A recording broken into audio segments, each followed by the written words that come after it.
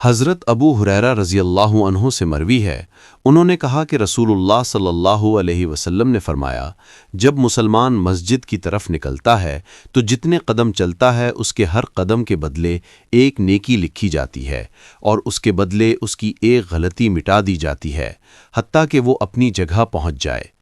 السلسلۃ الصحیحہ، حدیث نمبر 503۔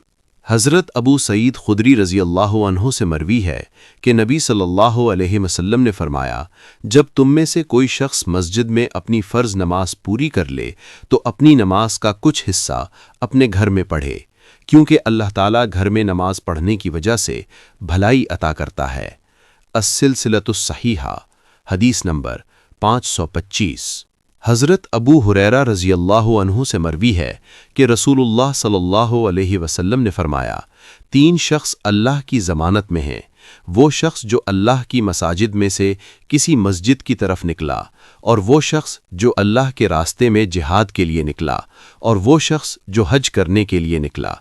السلسلۃ الصحیحہ، حدیث نمبر 609۔ حضرت ابو ہریرہ رضی اللہ عنہ سے مروی ہے کہ رسول اللہ صلی اللہ علیہ وسلم نے فرمایا، نماز 3 حصوں میں تقسیم ہے، پاکیزگی 1/3 ہے، اور رکوع 1/3 ہے، اور سجدے 1/3 ہیں۔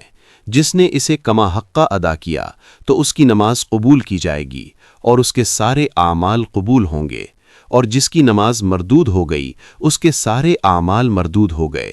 السلسلۃ الصحیحہ، حدیث نمبر 643۔